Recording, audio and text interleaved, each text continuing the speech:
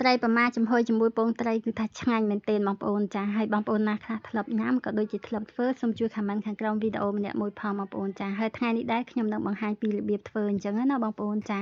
និយាយរួមទៅម្ហូបមួយមុខនេះខ្ញុំគិតថាបងប្អូនជាច្រើនក៏ចេះធ្វើដែរបងប្អូនចានិយាយរួមអត់មានអីពិបាកទេគឺថាងាយមែនទែនបងប្អូនចាគ្រាន់តែថារបៀបឬក៏គ្រឿងផ្សំអីអាចខុសគ្នាតិចតួចអីអញ្ចឹងណាបងប្អូនចាអញ្ចឹងកុំឲ្យខាត់ពេលយូរតោះទៅមើលគ្រឿងផ្សំក៏ដូចជារបៀបធ្វើជាមួយខ្ញុំទាំងអស់គ្នាបងប្អូនចា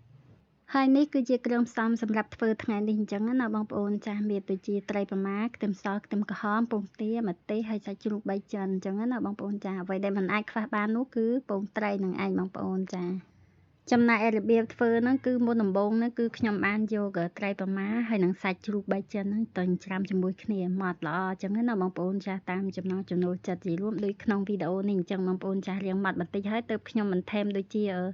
ខ្ទឹមសខ្ទឹមក្រហមអញ្ចឹងណាបងប្អូនចាបន្ទាប់មកគឺបន្តច្រាំឲ្យខ្ទឹមសខ្ទឹមក្រហមហ្នឹងរៀងម៉ត់ល្អដែរអញ្ចឹងណាបងប្អូនចាជាខ្ញុំក្រោយគេហ្នឹងគឺខ្ញុំមានដាក់ស្ករប៊ីចេងអញ្ចឹងណាបងប្អូនចាយើងលៃលោបរិមាណតាមចំណង់ចំណូលចិត្តយើងអញ្ចឹងទៅបងប្អូនចាបន្ទាប់មកក៏ខ្ញុំបន្តច្រាំទៀតអញ្ចឹងណាបងប្អូនចាស់ឲ្យគ្រឿងផ្សំទាំងប្រមាណមុខនេះចូលគ្នាល្អអញ្ចឹងណាបងប្អូនចាបន្ទាប់មកគឺយកចានស្អាតមួយមកគឺដាក់ចូលចាននេះបងប្អូនចាបន្ទាប់មកក៏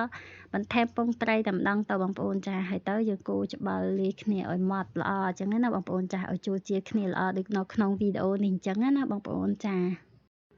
បន្ទាប់មកទៀតគឺខ្ញុំមានដាក់ពងទាអញ្ចឹងណាបងប្អូនចាថ្ងៃនេះខ្ញុំប្រើពងទា2គ្រាប់បងប្អូនប៉ុន្តែមួយគ្រាប់ទៀតហ្នឹងអាពើក្រហមហ្នឹងខ្ញុំទុកសិនអញ្ចឹងណាបងប្អូនចាទុកលាបពីលើ